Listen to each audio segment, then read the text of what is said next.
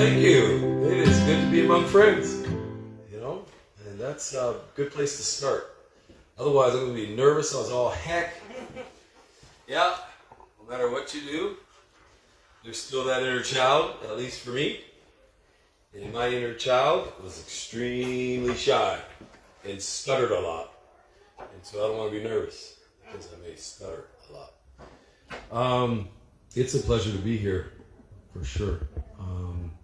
I'm going to start with the name of Blaze of Story. I think that's a great context through which I should speak, and it'll help me focus, right? Because I did wear a lot of different hats. But I want to hit the mark of why I'm here. And so one of the things he said was that I was a firefighter.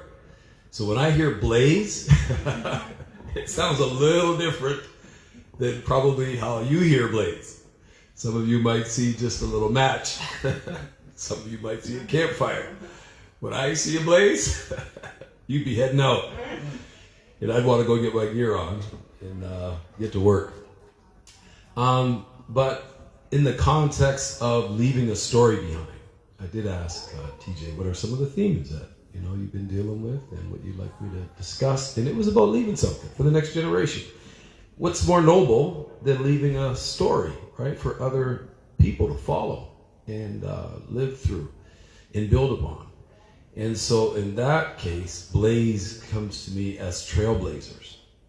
That's what people were known as, right, who were pioneers. Oftentimes we hear them as pioneers. But they were also known as trailblazers. When I first came across that name, I'm like, wow, that's a name now. Because you're blazing a trail that didn't exist. People that came over from the old world, there were no roads as we know them. There were trails. First Nations were here, but they had to blaze a trail too. Somebody had to blaze the trail. So I hope to be regarded as one who, if not a trailblazer, was a pathfinder. It's really hard to blaze a trail now. It seems like everything's been discovered. Everything's been done. Every story's been told. And as Janet would tell you, I would say, this is my lady's mom, I would say, well, then tell it a different way, right? Tell the story another way. And I'll try to do that tonight. So the blaze, we're not going to have to put it out. I get to encourage the blaze. Usually I'm putting them out. I get to build on the blaze that TJ put forth. Thank you for playing that drum. It conjures up a lot of things in me. The first one it conjures up in me for some unknown reason is fear. I get afraid when I hear that drum. There's just something about the bass in there that causes me fear. I don't really know. And then I get reassured, like, man, I like that rhythm though, that drum. The sound of it's kind of scary, but that rhythm is kind of cool. So it makes me want to dance and sing and do a lot of things. The context he's talking about is heritage. So the trailblazers in my family, he mentioned, one of them wrote a book, Dr. Brian Walls. And I became an author directly because of this book that I read about the John Freeman Walls Historic Site. We are both great-great-grandsons of John Freeman Walls, who was a former slave. There's lots of them. And this is a hotbed of the Underground Railroad. Nothing new there. But the unique thing about his story and our story is that he came here with his masters. I think that's the best way to put it. The master would be the male. He came here with his master's wife. And how the heck does that happen? Slavery was a long time. They grew up as boys together on this plantation. And they used to play master-slave. But the master caught my great-great-grandfather being the master, his boy, his little white boy, and I'm going to use terms like white and red and yellow to describe people. I think it's gross, and I'll qualify that. But he saw that, and he was like, don't you dare. And it caused a rift. My great-great-grandfather's father, we happen to know he was from Africa. He was from Ghana. His name was Hannibal, and he was a builder on the plantation. They didn't all pick cotton. They didn't all do those things. Many of them were builders, and they were blacksmiths, they were engineers, and they were all kinds of wonderful stuff. And he was the builder, and he got along good with the master. But when the master scolded his son, there was this wedge that came between them. So that's one of the amazing stories I heard in this book. And it caused a rift between my great-great-grandfather's father and the slave master, but it didn't cause a rift between those two little boys. They were like, what's the beef? So when little Daniel became the slave master, John Freeman was his boy. That's still my boy. And I don't know what he did. I think he too was a carpenter. And in the book, when Daniel, the slave master, got sick, he willed my great-great-grandfather his freedom and said, take my wife, Jane, and go to Canada. I don't know that he knew they would get married. I don't even know if they knew. But she didn't want to stay in the South. They weren't into slavery. They wanted to get out of it. And they came here and they got married in Detroit. He posed as her slave. And lo and behold, here I is. Right? Settled in Maidstone. And their first son, John Henry Walls, my grandmother's father. Not far from slavery, are we? That's a story. When I read it in school, I was like, well, that's 1,000 years ago. No. My grandmother's, whose knee I sat on, she sat on her grandfather's knee, and he was a slave. That's not that far ago, me being a grandpa now. So their son, John Henry Walls, married a First Nations woman. I'm going to say another dirty word, Indian. Because I'm like, Indian is not a dirty word. Because that's not how they feel about each other. But depending on how you say it, they may take offense to it. But if you say it right, like other words, I might say, I might use the big N. I'm that kind of guy. Don't get offended. But it's a term of endearment if you know how to say it and when to say it. I'm going to try not to today, but I'm going to promise I won't. Because I'm also a truth teller. I like the truth. Do I always tell the truth? No. I'm that honest. And that's the difference between truth and honesty. I'm honest enough to say I don't always tell the truth. Depends on the situation. Usually I do. I don't tell the truth about that. They got married. He married a First Nations woman named Parthena Perry, daughter of Kazar Perry, wife of White Cloud. Tom, they gave him some Christian name. Tom, I can't remember what it was. Not important. His name was White Cloud. And so I have that heritage. If you're doing the math, African, Jane King, she married Daniel Walls. She was high society, Scottish Irish. He had to compete to marry her. She was royalty out of Britain. She wasn't first generation America. They were in America a long time. She was probably her family founded the colonies. I come from that, and I come from First Nations. And my granddaughter's Japanese. So I can speak to the four directions.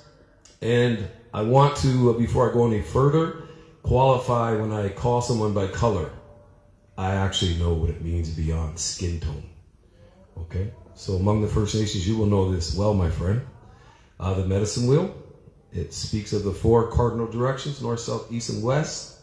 In the east, the color of yellow, often depicted by the sun or reflecting the color of the sun, where the animal is the deer, where the emotion is love, where the time of day is morning, where the season is spring. And it's early in your childhood, usually from 0 to 14 years of age. And you go in a right or a clockwise direction, a masculine direction, and you come into the color red. You come into youth, where the emotion is anger, where the element is fire. I think in the east, the element is water. And where the emotion is anger, where the time of age is 14 to you're 28 years old, it's the physical time of life, as opposed to the emotional time of life in the west. Where the animal is the coyote. Cunning, hard to corner, like adolescents are. And there's a lot of things I could say more about the direction of the red, but they often affiliate red-skinned people with indigenous people.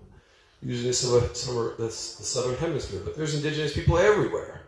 So let's deal with that, indigeneity. Maybe in Canada, you have to be red-skinned to be indigenous, but there's indigenous people everywhere. So really I'm getting to equality. And if you keep going in the clockwise direction, the color is black. And they look at some people with dark complexion, like me, that reflect the color black. Black is beautiful. That's where I came from. We're going to talk about that story. I grew up in the 60s where black is beautiful. And it was, compared to words like Negro, and boy, and buck, and girl. Black is beautiful, and it's still beautiful. But it ought not to divide us from people. It's not the kind of black, when I hear black, I don't use University of Windsor black. Like it's a black thing you wouldn't understand. No, that's not, when I use it, it's not like that. With the direction of the west, Time of day is midnight. Time of life is midlife. It's the direction of the magician. As opposed to the lover from the west and the warrior from the south, it's the direction of the magician, the scientist, the doctor, the astrologist, the adventurer. And it goes from about 28, I think, till you're 40 or 56, something like that. And you keep on swinging around. And the animal's the bear, and the emotion is fear. Particularly going into the unknown. And this is a very spiritual time of life. And so Africans are very spiritual people. And that's a gift they bring to the table. And of course you go around the direction of the north, the direction of the sovereign, the king, the queen, the white owl. It's the direction of the spirit. It's the direction of air, as opposed to the black earth of the west. There's a lot of things I could say about it, but it's beautiful. It's black and it's beautiful. And the wonderful thing about those is, according to the medicine of the first indigenous people, those quadrants are all the same size. They all bring something to the table. All the Asian people, the indigenous people of the South, people of Africa, the Europeans, with technology, we all bring something to the table that we all need. It's absolutely quality. It's beautiful. It's the direction of the above. Sometimes it's blue. It's the direction of the masculine. The animal is the eagle. There's the direction of the south. And that's sometimes it's the color green. The direction of the turtle. We heard Turtle Island. It's the direction of the feminine. Father Sky, Mother Earth. All is good. And there's the direction of the yin, where the color is gold. And it's the direction of humanity. But it's also the direction of all living things. Animals, trees, you name it. Water, fire, stone, air. So I want to make sure I build that context. Because the little boy that I depict in this book, Kwame, no idea. Born in Windsor, 1963. I won't tell you all the characters of my book. It's called Windsor West. He was the born 7th of 10 children. They'd eventually be 11. And one of his biggest insults from his brother was Sambo. In the 60s, if you called somebody Sambo, it was a caricature, right? Dark skin, nappy hair, eating watermelon, and not a very comely image. I didn't give two hoots because I love watermelon. And I didn't mind African people. But it was supposed to be a put down. And later on, I did start to take some shame by that name. When I realized, when I went to Victoria School, this very Victorian edifice, compared to the neighborhood I came from, in Black Bottom or South Detroit, which was between Riverside Drive and say Tecumseh, and Howard Avenue, which was named after a black or an African man, and over to Olette Avenue, it looked like Detroit. It was very much Afrocentric. The other prominent people were Italians. Next most populous to us were the Italians. We were on one side of Waggle Park for the most part, and they were on the other side of Waggle Park. And we met in the middle. They played soccer, we played baseball. And we mixed. It was a wonderful thing. But black was black. Black community, there was no question. And white was white, and it was mostly Italians and some Jewish people. Ironically, we would have these guys come. My dad would tell me about the shinny man. I didn't even know what that was. He said, yeah, a little shinny man. They would collect tin, or they would sell, right, things, trinkets. They were entrepreneurs. They would come up and down the alleys and collect things to recycle them, but they would also bring new things. And they always had a big, fat wad of money. And we had another man, I forget his name, he was a Jewish man, I was talking to my cousin. He would come up the road and he'd open up his trunk and he'd have blue jeans in there, right? All kinds of Christmas gifts. She's shaking her head, yeah, jewelry boxes. He had catalogs. If he didn't have it with him, he would order it for you. And it would come right to your door long before Amazon. Amazon's old news. This guy would bring it right to your door. And guess what else he would do? He'd lend you some scratch. If you needed some cash, no problem. He always had it. I remember seeing his pocket, talk about entrepreneur. TJ, I see this guy with a wad of cash. In those days, a dime, get you a tart, a bag of chips, and a grab bag of candy. Right? A dime.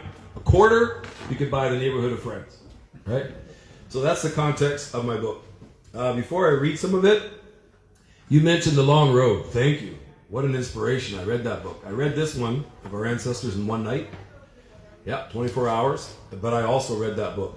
And it really informed us who we are as a community. I knew my family, but wow, I didn't know how we were so connected, quote unquote, as a black community. And in that book, it's not just about black people, it's about the city of Windsor. Because it was written by Dr. Roy Perry and his wife. And he was one of the first aldermen of African descent. Not the first. I think Irene's uncle was the first. They named a school after him. Over on Highland. Used to be a card factory. Now it's a school. So anyways, he wrote the book. And I'm not sure if you even know, but he was not only a dentist long before there were a lot of dentists, along with Dr. Brian Walls. He was an alderman, and he got there. Ironically, I'm not happy with him now because I know a little bit more about things in life, but that used to be our Harlem. You probably hear of Wall Street in Oklahoma. Windsor had that. They were some of the first merchants of African descent, were some of the first merchants in Canada, definitely in Windsor. And they owned clubs. I can't think of the name of the one, but Lois Larkin's father owned this club. They owned clubs. They had credit unions. They did a lot of barbering. They did a lot of things.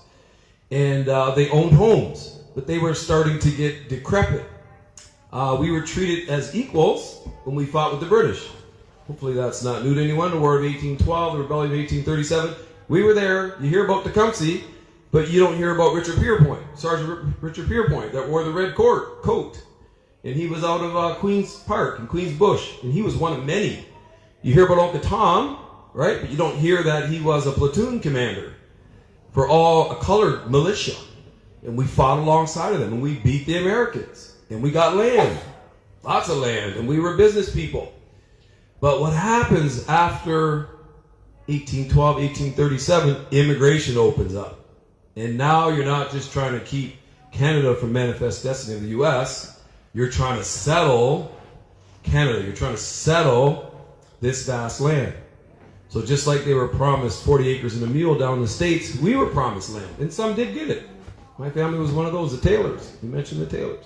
They came out of Taylorsville, Kentucky. It was above the slave line. It was a Mason-Dixon line that cut Kentucky in half, mainly east and west.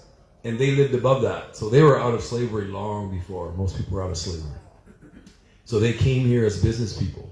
And they opened up ice cream shops and different things. In Harrow, they had huge farms, vast pieces of land, right? But as immigrants came, and the Queen gave them land, Sandwich First Baptist Church I go to now, I think we got a hectare. They had a church, it's still there, Sandwich First Baptist Church. They had a graveyard. And you love Henry Bibb and Mary Bibb's story, right? He was the author of The Fugitive? Voice of the Fugitive? Voice of the Fugitive. Yeah, and his wife was an educator. And they had a school on Peter Street.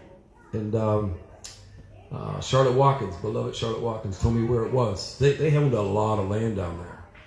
But as immigration came, there was some clawback of those promises, right? And so now all of a sudden, where's your deed? Before it was a handshake, a promise, right? Where's your deed? And all that crooked legal stuff took place. And so the black community began to shrink back. No longer important. Don't need you for the war. And you know how it goes, right? Could have been anything. Could have been because you're Protestant. Could have been because you're Catholic. But that was the thing. We're going to use that. And it worked on a lot of people. One thing that I want to share, because these are things I didn't know when I wrote my book. I'm doing my master's now as a teacher. I'm doing my master's of education. Because the good Lord, as I see it, the Great Spirit in the sky decided, okay, I gave you your dream of being a teacher. Now I want you to do something for me.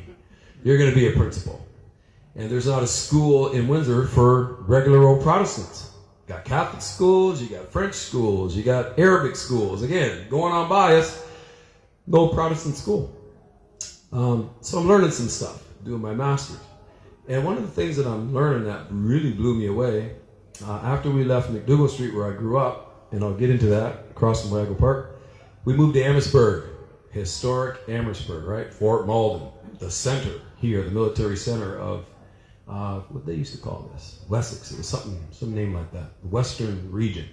They had a reserve. You probably heard of Anderden? Yeah. You guys been around here? And what do you think of Anderden? About that big, about the size of a petri dish? When I went to Amherstburg, there was a school there. We'd run our tracks meets there. We ran on charcoal. Yeah, I'm old. We were running on charcoal. Probably just 6 lanes. And they knew when you stepped out because the white had some charcoal in it. Now that it's grown over, right? And that school's kind of grown over. But of note, right down the street is a cemetery. And it's called the Wyandotte Indian Cemetery. And I'm like, are you kidding me right now? What's this all about? Right? Come to find out, Anderton was a massive reserve from Amherstburg all the way to River Canard. And from the river all the way over to like where here line is now. Massive reserve. But like I said, settlers came in. After the British won, they had to bring their family, right? And they created this system where if you wanted to vote, guess what you had to do? You had to give up some land. So they were called surrenders. You want to vote, you have to surrender your land. And that's how they lost that bit by bit by bit by bit to the point where it's almost non-existent now. And so some interesting things happened on that land, and this is the last thing I'll talk about. Some of those children from Underground Railroad also went to that land, even though they were allowed to fight. They didn't go into regular society. Sandwich had a little enclave. Harrow had a little enclave. Kingsville had a little enclave. All these towns. Chatham had a massive enclave. They had like a Wall Street in Chatham and Dresden. Almost everywhere from here to Toronto. And they're about 30 to 50% of the population at one time of those towns. Towns are only 1,000 people. But it came a time where they had to live on that reserve, along with the French, right? After the French capitulated in the Plains of Abraham, they too weren't mainstream. It was mainly Scottish, Irish, English. They might not have got along over there. They got along over here. I can tell you right now, my ancestors, I can say that. I should say, we got along well over here. Forget my grandma, Jane King. She's saying, hey boy, you tell them we. I'm one of them. We got along good. We don't need, when you don't need people no more, we all do it, right? So they ended up in Little Anderton, and it was known as Marble Village. You heard Texas Road? That was the center of it, and they had a school there. And so Marble Village had the French, the Indians, and African people, right? Black loyalists. And guess what they do when you have families? I mean, you get married, you have children, and they come out looking like us, believe it or not. And so it's taken a while, but the Métis, the European, and the First Nations blend have finally got acknowledgement from the national government. But the people of African descent in First Nations have yet to get status. And they're known as Pawnee. And Pawnee means little black seed from Africa. And they've been here a long, long, long time. And they're still in Amherstburg. One of the tribes that they belonged to was called the Neutrals. They never decided. They never joined the Huron. They never joined the Three Fires Confederation because they knew the fix was in. They were like, no, we're not a part of that. If you signed on, you went to Walpole, and you just got pushed further and further and further away. But by then, this was home. So they just, nothing, we don't have nothing to surrender. We want to vote, and we want to be just regular old folks, right? So that's what I'm part of. And my master's going to come out, and we're gonna do that. I got my little pinch of the year. I'm going to read. Is that quarter two? Because maybe I don't get to read. You guys want 5 minutes of reading and a 10-minute Q&A? Yes. All right. If I wear y'all, let me know.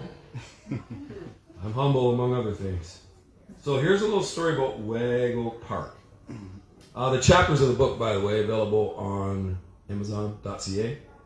It's called Windsor West, Lasting Impressions, Our Kwame Goes to School, Victoria School, Christmas 1968, Grandpa and Grandma's House, Aretha's Kids, Aretha's my mom, that's the other person I'll tell you. Reflections of the 67 Riots, In the Upper Room, we all went to church then.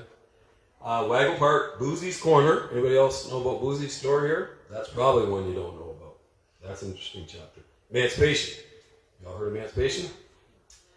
Moving on up, Amherstburg, Sorrel. This is Waggle Park, and it's chapter 7. Let me know when I get to 5 minutes. All right. And then we'll do a Q&A. I'll give you a breathing time. Kwame's getting nervous. I don't want him to start stuttering. Things fine, son. Just read. All right. This is Waggle Park. If the Upper Room Pentecostal Church was the local sanctuary for God, For blacks and his angelic saints, just beyond its doors to the east lay a sanctuary of another sort, the aforementioned mixed-race Waggle Park. Almost immediately after services, people, mainly of black descent, poured out of cramped confines of the tiny upper room chapel, and many of those same folks joined their Italian neighbors across the street in Windsor's oldest park. The northwest end of the park centered around its ruddy little baseball diamond, surrounded by a hip-high chain-link fence, and the rust peeking through it. The south end was a regular-sized pitch, a word I learned from you.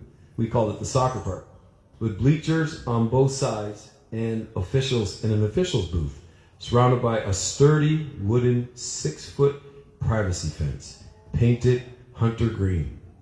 While the colored folks, those black colored folks, get right down to tossing balls and swinging bats as if they were the Canadian version of the American Negro Baseball League, the Italians did their best to mimic the World Cup. At least that was true for the adults, for whom baseball was their second religion. The women, who would also play slow pitch or fast pitch at a high caliber on alternate days to the men, would have their focus strained between cheering on their fellas and watching the younger kids mostly play on and around the rustic clanging swing set, or in the sandbox digging tunnels and building castles. Us bigger kids who needed no supervision were either serving as bat and bag boys or staking out their territory in the dugout before the game ended, or getting their boot by tired players wanting to be out of the heat. At that point, they either took over the diamond and mimicked their favorite plays or form a perimeter to the action in dugouts under the tall maple leaf trees that rim the northeastern section of the park on the Mercer side of the street. To be continued. Thank you for listening. That's been my blaze of stories. I have about 8 minutes left. Oh, 9 minutes. I'm doing all right. And if you have any questions, comments, this would be the time. Yes? Are you saying that you can only buy that book on Amazon? Right now there's an ebook on Amazon. For some reason we sent them how many different configurations trying to get them to print it. They couldn't, but I think it's a blessing. Herald Press in Windsor, 125-year Herald Press, will print 50 copies at a time for me. So far I have 30 orders. If I get up to 50, and I'll buy the other 20, they'll be available September 15th to the 30th. Okay? So that means you will be able to get it in print. Buy it from you. Not from me directly. I'm going to Alberta tomorrow, but you can buy it at Herald Press and pick it up September 15th, between the 15th and the 30th. We'll take the orders today. Okay? And so just before we put in the order, we'll ask you to send in your e-transfer and then pick it up on Eugenie. That's where the Herald Press is. It won't look like this. This is a sample with a staple. It'll be perfect bound. I think that's what they call it. Okay? So they will be available 25 Canadian, 20 US on Amazon.ca. So you can only e-transfer. You can't Yep. buy cash. I'm going to buy some. So a Herald Press, you can do cash if you want.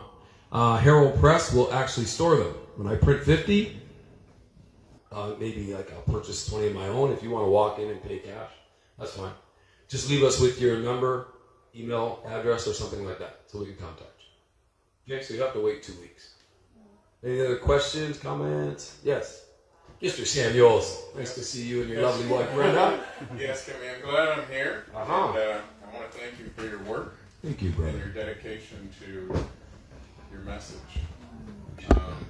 I was out today on a small errand for my wife, and I thought about what I wanted to bring forward to you. Okay. And it's been something that's been in my head for a while, but I thought maybe this might be the audience for it. Sure. And you know my feelings, you know my heart. Yes. So I'd like to know, Very I'd like to nice. ask both of you guys. Okay. It can be a simple yes or no. Okay. You can elaborate shortly if you wish, but how far do you think that we've come as a group of people at this point in time, based on what you're telling me? Because I had a dad that was born in 1925. Yeah. And I sure know when his father was born and what was happening before that. Yes. So I understand where I come from because it's a great mix, like you're saying. You have a granddaughter that's Japanese. Absolutely. Well, I have children that are Chinese and Right. Jamaican. Yeah. So I see the influx of a lot of different things. So where do you guys see that as a group of people? How do you see it?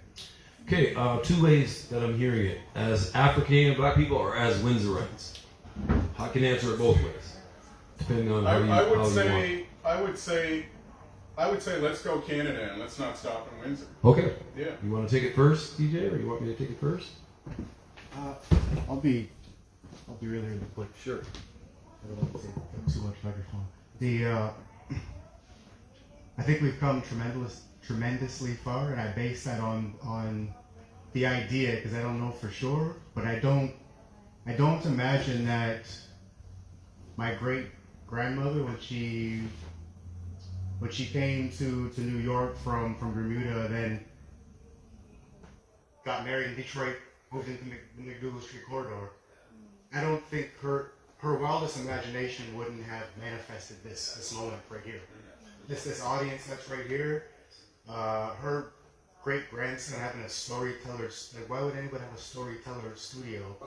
The idea that we're in a position to work hard to preserve their legacy, I think that says that we've come tremendously far. We have a long way to go as people. As people, we have a long way to go. Not as a specific group, just as human beings, we have so far to go. But yeah, tremendously far. Yeah, thank you. I would echo that. Absolutely. If you're looking at the perspective of those who died to get here, they'd be like, yes. Then we became doctors, lawyers, right? Indian chiefs, literally. I think we've come a long way too, but I think you really have to take not only a global look at your life, in that life, you have to look at, you gotta know history. You gotta know millennia. And the other thing is, I recently went to give you a metaphor, I went to BC recently and got to see the ebb and flow of the ocean. How low tide, you can go walk out, right, to these little islands and do different things and bring your boat in, right? No, you got to do that during high tide. If you're there when low tide hits in the afternoon, you can't get your boat out. So if you showed up there at noon, you'd be like, the ocean's over here. There's a boat over there. I got to get it out. Something is wrong here. And that's how people look at life. They don't realize we make great strides and then it falls back. And you make great strides, and you fall back. And I mean, I'd be an absolute idiot if I didn't say there's a fallback right now for women. There's a fallback for people of color. Not just in the United States. In Canada and around the world, there's a populist movement that's trying to claw back rights, right? In terms of equality. And the garbage for the reasons they give for it are unreal. But I won't name a name because that name does not come up there without a populist movement. Because they feel like they're losing their place. They don't understand how we all fit together and no one actually ever gets ahead. Because you rely on each other. You take the cats out of Windsor, you get a skunk problem. So you take Africans out, you take women out, you're going to have a problem. So I think we've come a long way as a human race, and I think we're going to go further. But we are in a period of ebb. We've gone back. I'm looking forward to the flow. I'm not going to panic because I get how it works. It's like, no, just wait. I don't have to do anything. I don't need to assassinate anyone. I don't have to be nasty. Just go on about my business, and you'll get the flow. And that's how Barack Obama came, just on flow. And there'll be the first African-American woman. There'll be a woman here, hopefully Japanese. That'll be our prime minister. Like, it will happen. But sadly, some of the knuckleheads of society, of all races, of all colors, of all genders, some of them have to die. So that next generation, who are much more open to equality than we are, make things right. So I think we've come a long way, and we're going to go a long way, quite honestly. Thank you, Yeah, brother. yeah, thank you. Thank you. That's my truth. And I think you're a part of it. I'm going to take you up on your little offer. We haven't forgotten. I'm so glad you showed up. Any other questions, comments, anything? I know we're close to our time. Yes, Brenda, please. So, earlier you said something in reference to, what more powerful gift than to leave a legacy. Yes. So, TJ mentioned earlier, you guys are always involved in social activism, and I witnessed that. Yes. So what is the legacy you are looking to? Oh, that's a good one. I think truth. Truth. Enough of his story. If his story isn't partnered up against her story and their story and our story, because his story, the way it's told right now, is by the victors. It's insightful, but it ain't truth. So my legacy is tell the truth about it. Seek it out and tell about it. There's another book called Truth Seekers, I do believe, right? That may be out of Buxton, because the truth is truly the light of the world. And we have, you know what? We have nothing to be ashamed of as a people. Regardless of your ethnicity, we have nothing to be ashamed of. We have nothing to be proud of. We really don't. When we really know the truth about it, it is a human story. There's no black story without a white story, without a red story, yellow. This doesn't exist. There's not a purebred left on the planet. When I see these people walking around, I'm Irish, and I'm like, me too, and they go, it happened to me. Short story at fire department. They were forming an Irish club, and I was like, I want to join. They quit the story. This didn't fit in. I'm like, they love me as Kimba. But that's where it ended. It's kind of sad, and I'm like, eh. Anyway, some people can't handle the truth. They say they want the truth, and then they hear it, and they go, oh man, not that truth. So my legacy is tell the truth about it. Yeah, tell the truth about it. It's good enough. You good? All right, thank you, guys. Thank you so much. What a good time. Let's scare Kimmy and then encourage him to dance. Oh shoot! I'll dance if you dance.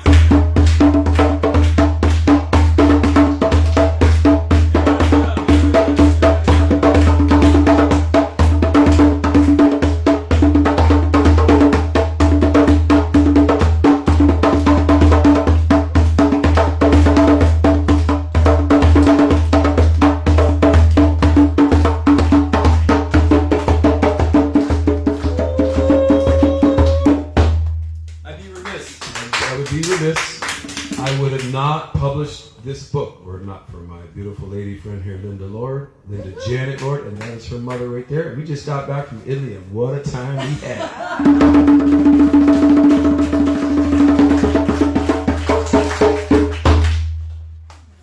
Friends, that was a blaze of story. Put your hands together one more time for Kim Elliott.